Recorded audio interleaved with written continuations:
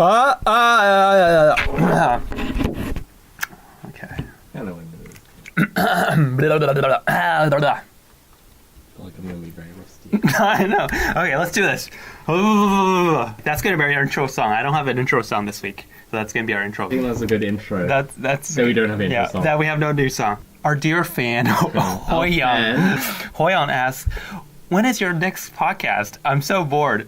Hoyan, hello, it's us, your friend David and Kane, and our next podcast is now. Yep, we're back. We're back. How are you, I feel like Kane? we have other hidden fans though.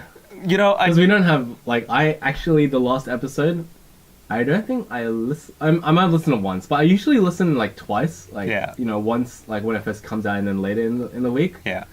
But obviously, I only count for maybe 2 at most, and you count for 1 or 2, right? Yeah, I don't listen to it afterwards. So you don't actually listen to it. No. So we have like about like on average 20 listens per episode, Oh yeah, for and sure. that's why one listens to it like 18 times on different channels.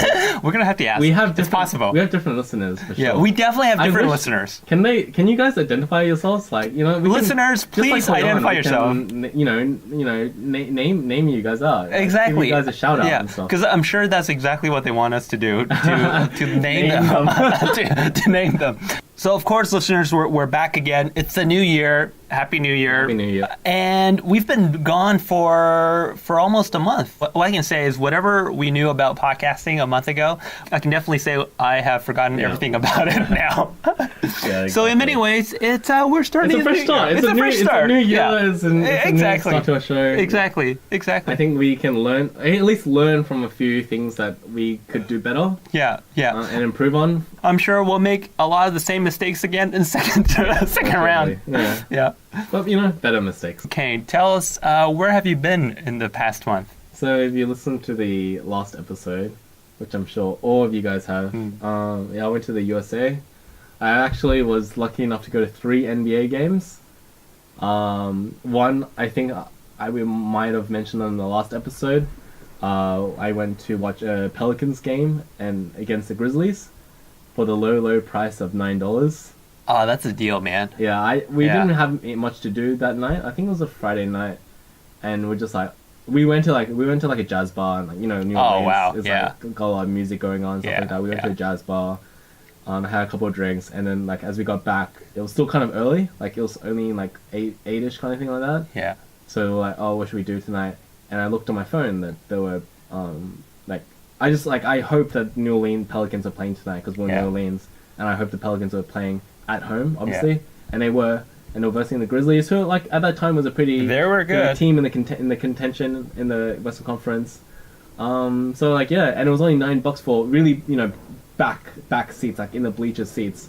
But I thought, you know, what the heck, you know, like. And then the second game I went to, as you know, I went to the Nets and Lakers. Yeah, the game. Nets won. Yeah. How was Washington? Did you? I really like it. I like the vibe. Really? Yeah. Wow. It's a quiet town for sure. It's a small town. It's a small town, but the buildings are lovely. Like the roads and pathways are really wide, kind of like New York, like really nice and easy to walk around. And obviously the parks and the landmarks, they're very numerous and beautiful. It's quite cozy, and I like that feeling. And I felt like I could live here if I wanted to. Did you spot John Wall in like a McDonald's? Nah, anything like that? Yeah, just try. I had a really good pizza called Five Guys. Or Five Guys. Yeah, Five Guys or some other pizza joint. It was really good. Okay. It was just like microwave. It was just pizza that they reheated as well. Oh my god. Okay. But it was really good. Actually, I don't know. It's just sliced. Yeah. Because it's also a weird concept of. Well, given that you can't really tell the difference between like Woolies Bakery versus Burke Street, I don't know. I need a second opinion on this. That's true. I need to ask Joanne maybe. Well, I think we both agree that was good. It was good tasting. But you're right. I guess. Yeah. I think pizza I can tell. Yeah. I think pizza. So in the future, when you give me more mature. So in the future, when you give me feedback about food, just please instead of giving your opinion first, give me Joanne's opinion first, followed by your secondary opinion. Okay. I think that's fair. I went to the National Portrait Museum, which is really cool because they have all the president portraits there, like the official portraits for all the presidents, and you know from 1 to 50.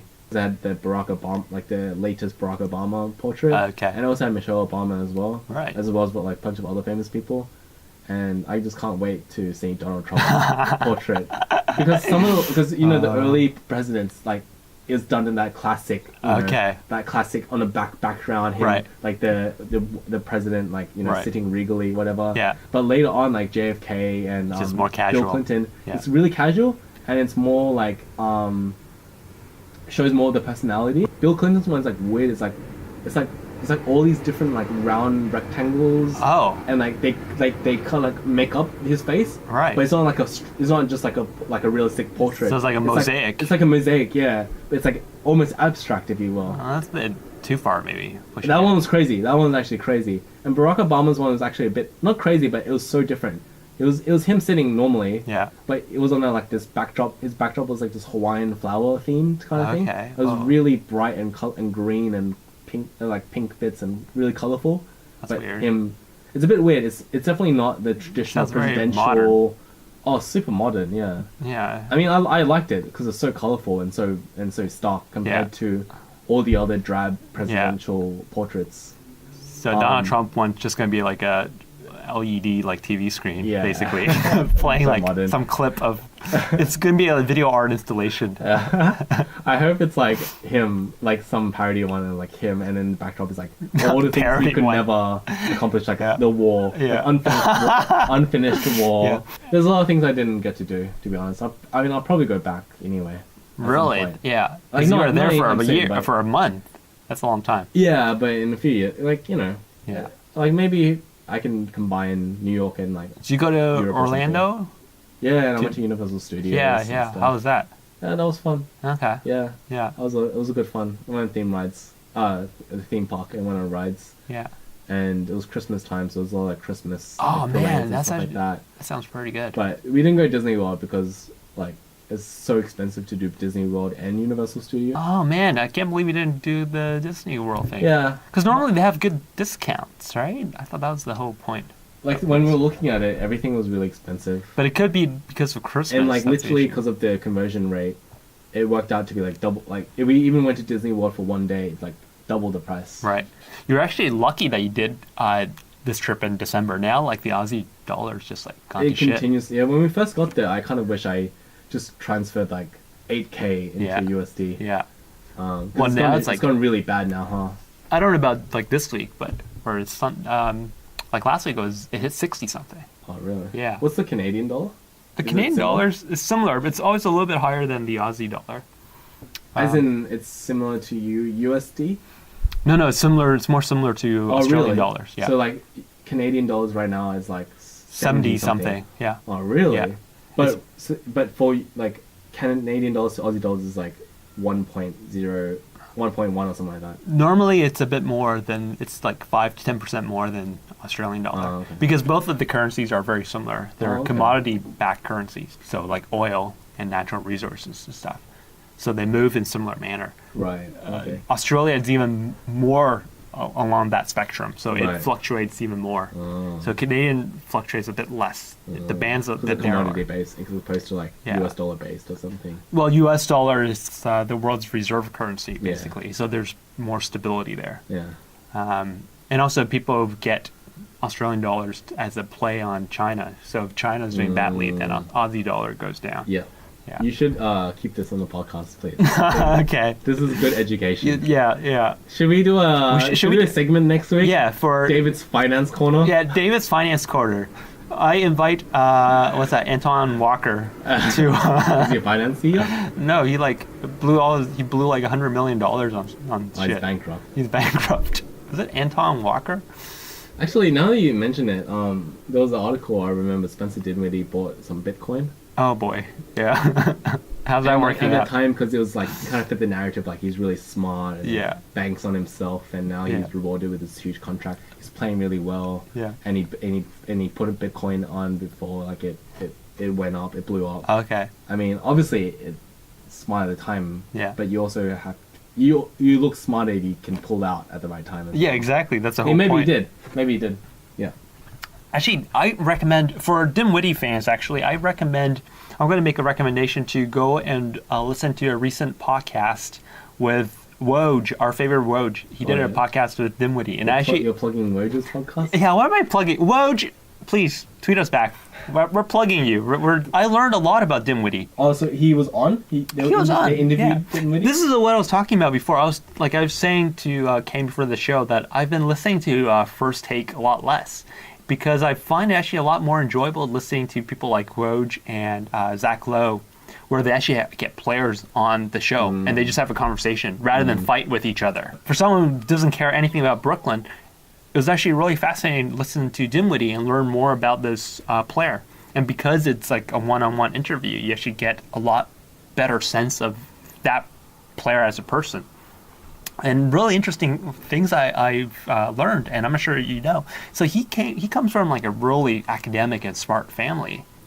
I think his parents like either a doctor or like a professor, and he got an offer to go to Harvard. Oh, did he? And he was talking about how that was a really difficult decision because he opted to go to I think Colorado or somewhere, which was like a better basketball program. Oh, yeah. But how he was saying how while his immediate family was okay with that decision, the rest of his family are all like sort of saying, "What are you doing? Go to Harvard, right?" Because that's you get a career. You get a career out of that. That's guaranteed money. That's like no one's gonna say that's a bad move, right? That's a great move. Yeah. But he really believed in himself still, and he was talking about how he decided to go to Colorado, and after an injury, he was crying about his injury and how the encouragement that his mom gave him. If you want to go to the NBA, then just do it to make it happen, right? No point crying about it. Came across as someone that was super intelligent. And now he has a contract extension. Now he's been rewarded with a contract extension. Yeah, which you talked about actually before it happened.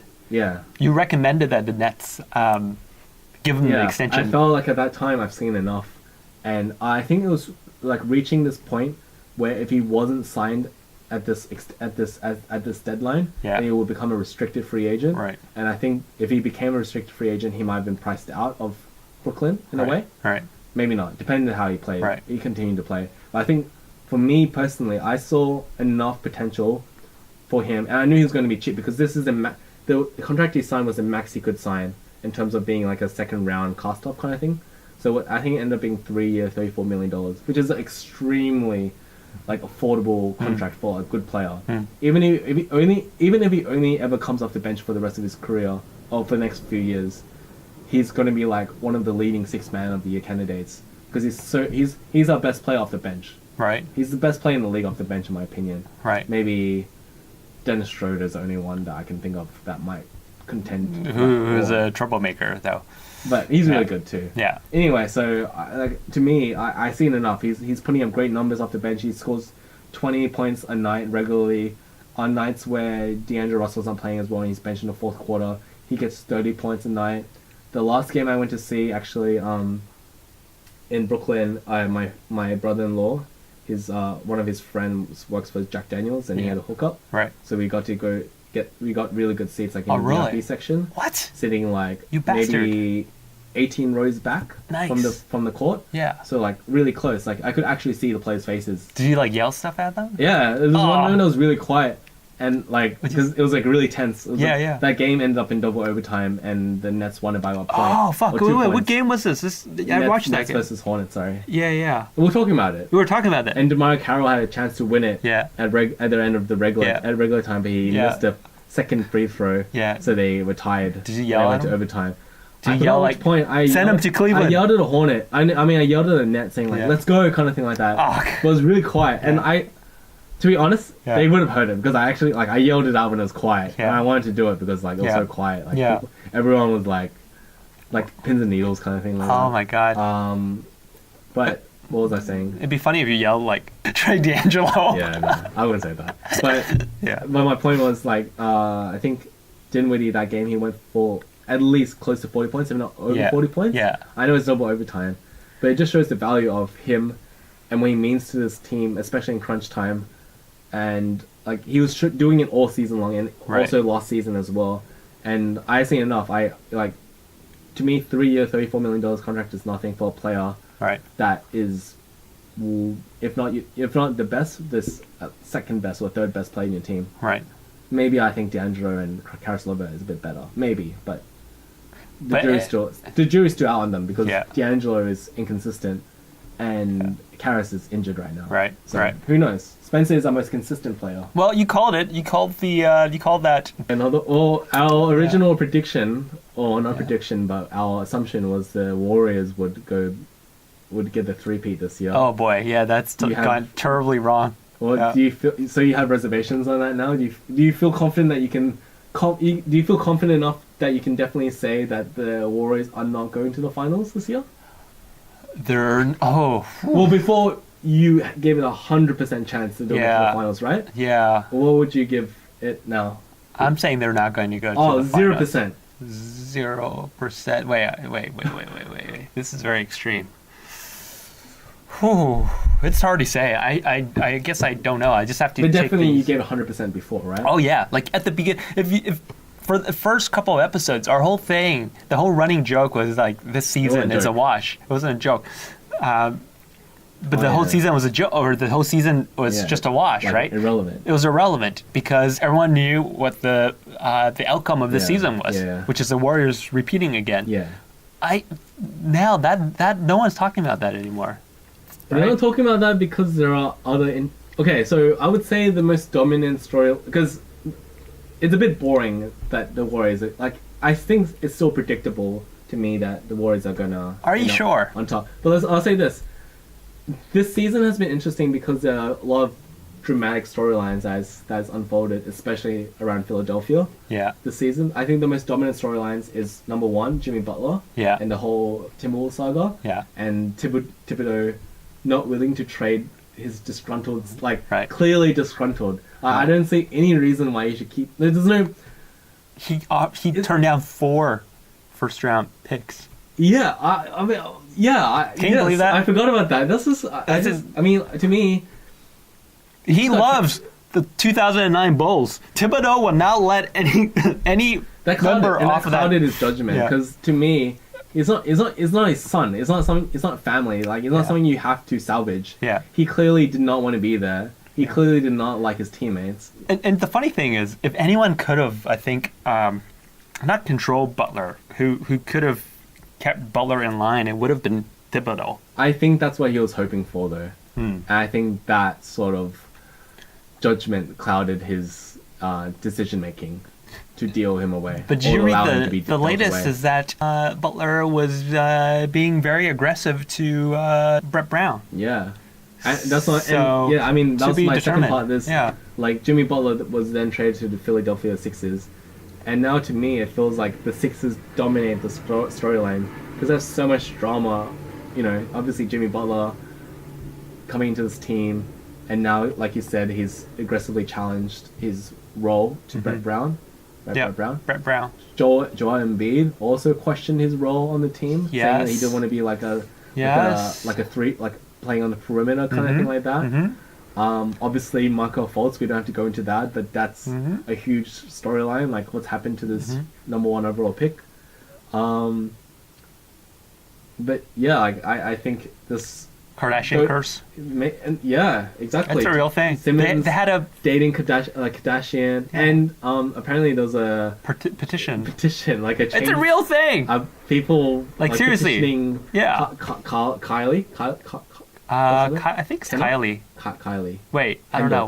Kendall. Okay. Kendall Jenner to not go to home games. Yeah. But how about away games? She can still go to away games. Well, even for home games, I mean, she can go to any game she wants. I know, but it's just funny, like the fact that they'll ban her for home games. Then she was like, okay, fine, I'll just show off when they play in LA or New York or something.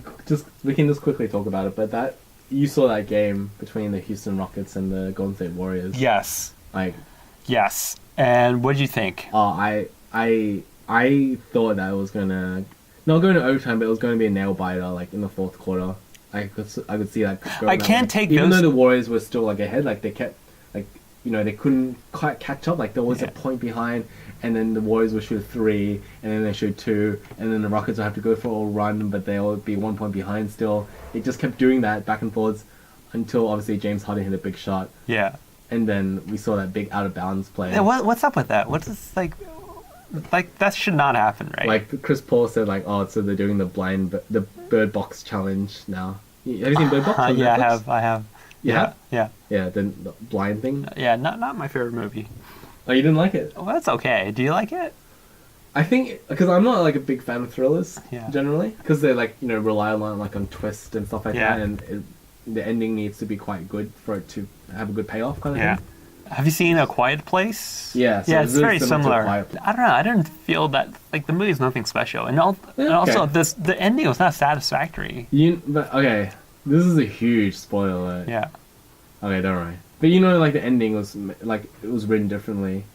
And in the so book. you read the book? I know, but I read about it afterwards on Wikipedia and stuff like that. Okay, the listener, spoiler alert. We're going to spoil a mediocre movie at best called Bird Box. Bird Box. Yeah. So at the end, when they reach the refuge, like everyone's like happy, and she realizes it's a school for blind people, and the children are playing and stuff like that. But in the book, it's written that she finds out that not all of them were blind originally. Yeah. Some of them took a different way out in terms of like they blinded themselves when they got there. Okay. So like that they would be able to live in peace that way. Oh shit. Yeah. I don't know what happens to Sandra Bullock as in the protagonist. Yeah. But obviously, blinding yourself is a much darker ending. Okay. But because the movie came out during Christmas time, they didn't want to bum people out. Oh, see, this is the issue, man. This is the issue. Okay, well, it's not too bad. I thought you were going to say, like, they had to sacrifice one of the kids or something. Like, they had to, like, I don't know. Well, I don't know. Also, I don't get how, like, the refuge is the refuge, fine, but, like, one of those psycho people could break in and... That's exactly it. I'm like, why are these people so happy? There are a bunch of blind kids here. How are they going to protect themselves from, like, psychos? Yeah, the psychos. Because the psychos can roam around Earth. Yeah, exactly. Freely. Exactly. And they're just stuck inside this school, basically. Yeah, I mean... So it's still limited. I'd be like, hey, kids, shouldn't you be building a wall or something instead of, like, just playing catch in here, right? Wouldn't you want to fortify this place somehow? So, and the other thing that was not clear was are they farming in this compound? No, that wasn't clear. Yeah, but it made it seem like they could live here for the rest of their lives. Right. I don't know how they get food though. So they're it makes blind, no sense. so maybe they could go out. Because the villain, if you will, like the presence or whatever, they can't attack them. They can't physically harm people. It's only the psychos that force them to look at the thing. That then makes them... If they're blind already, then maybe they're psychos, but the psychos show they just kill people. So what, they live here for the next 20 years and eventually they all die out? Or what's the... Yeah, like, are they going to have, like, children or a next generation here? Yeah. This is very... and they made it... And the fact that it ends in this, like, happy or positive tone when... To me, it's like, well, how's this? Why are you celebrating this? It's your situation. It's still dark. It's still very dark. There's still unanswered questions. That's what I don't like about thrillers, because it builds up to this thing where it needs a great payoff. Yeah. But it's so rare that like thrillers give you that payoff. Like classic movies that do that is like Seven. Have you seen Seven? I have not. Okay, with Brad Pitt and Morgan Freeman, very good movie. No spoilers. No spoilers. I wouldn't give that away. Or even like what's that Kevin Spacey movie? Usual Suspects. Yeah, Usual Suspects. Like it's quite smart. The ending. It's a bit too smart. I felt. You felt too smart. Yeah. But you know what I mean? Like it's a good payoff. Like it's not something you expected. But so many thrillers, like they just so many twists and so many things, and it's hard to keep track of sometimes. And it's like oh no, like he's the killer, like she's the killer. And also, I did not bond. Maybe I'm a terrible person, but I did not bond to some of these characters the same way that like. So that the mother of the daughter, not Sandra Bullock, the overweight woman. Yeah. She was meant to be like that, though. Right. Like, I would not appreciate her letting strangers into the house like that. Yeah, that's the point. Yeah, that's the point. She's, like, useless, and she causes more trouble. Exactly. Yeah, that's the point. And she's like, oh, so understanding. I was like, fuck you. I'm going to, like, sacrifice you now. I'm going to, like... Actually, maybe I shouldn't say that. Well, I think that was the point that, like... Even in these dire and stressful times, they put humanity above everything else. Right. Like, they still put faith in humanity. Oh, okay. I think that's the point. And also, if they didn't let anyone in, there'll be no drama. Well, that's the thing. Like, I would much prefer John Malkovich character, right? John Malkovich was fun. Yeah. Like, that's what I resonate with. Yeah, I'll be... Yeah, that's me. That's exactly what I will be. But, yeah, that's true. There was a lot of unsatisfying moments in the movie. And apparently they changed like a few kind of key details just to make it more palatable. Tom, for example, like the person that like protected Sandra Bullock on, like he apparently dies as part of that, like when the psycho attack, that he died as well. Right. But just to kind of move the story along, that, like how she found out about the river and stuff like that. And I thought the pacing was a bit forced in terms. And I really like the pacing. That's I'm saying the pacing. The storytelling was really good. The pacing of Tom's relationship with Sandra, because he started like hitting on her like almost immediately. Initially, I was like, what? I'd be freaked out. I kind of construed that as like friendliness to me. But quite quickly, it was like, hey, maybe you're like too helpful for me, right? Like my sister just died, and shit is happening like this. Maybe we have no time for like this type of niceties, right? But he proved like throughout the movie that he's just generally a really nice guy. That's true. Like he let people in. Yeah. He like told people to put the blindfold on, and he let people in. Yeah. Which showed his compassion for people. Right. And even in that case where the fat pregnant lady let that guy in. Yeah. He was still understanding. Yeah. Even though he didn't like it, he still was compassionate. Right. So that's why, like, it wasn't a great movie because I feel like there's all these holes I can poke, and it's like, well, in a reality, like, no one's gonna like let people just constantly in. I think to their sanctuary. But right? Yeah, you're right. But I think this is what to me, this is why I disagree with you, because this was their version of sanctuary, and these were these individuals. And it just so happened that these individuals valued humanity more than their own survival. Okay. So there is a John Malkovich type. Yeah. And there might be a sanctuary full of John Malkoviches, but they all are selfish assholes, right? Okay. Which is possible, right? And I know what you mean. Like, it's a movie and it needs drama and conflict. Yeah. And why are you saying that to my face? Oh, no, I'm not saying. But, you know, he was a self-confessed asshole, right? Yeah. Like, he said he was an asshole. Yeah. But, like, obviously, if it was just John Malkovich's, it wouldn't be as good the movie. Yeah. But I think in this version of Sanctuary, they were all like different personalities, individuals, and they all had different agendas, right? And they all had different ways of doing things and thinking about things. Like you know, they weren't all thinking for themselves, kind of thing. Like, right. That makes sense. You know what I mean? Like that's just this version. So I don't like for you saying it's like it's not realistic. I think because I have a different outlook. Right. I kind of feel like that might be how humans act in that, that instance. Self-to note, if there's a zombie apocalypse, don't go to Kane's house for shelter. Just let random people in. During the movie, Jordan was like, oh, that's totally you. You would let them in. Oh my god, are you serious? You know what? Oh my god. I do. I didn't know this about you. No, I think I probably do relate more to John Malkovich. Yeah. Like, every time John Malkovich said something, I'm like, yeah, he's right. Like, I don't know. Like, when they went to the supermarket, they're like, well, I was like, why didn't they just stay there? That's what I said. They have food and everything, and then John Malkovich says it, and then like, why not? I would say if people liked Bird Box, I can recommend the movie The Road, which stars Viggo Mortensen, if that's how you pronounce his name. That is Viggo, as in like Lord of the Rings person. Yeah, Lord of the Rings person. That is a fantastic movie and also book. Okay. And it is so bleak and depressing. Okay. So you said it, huh? Thriller.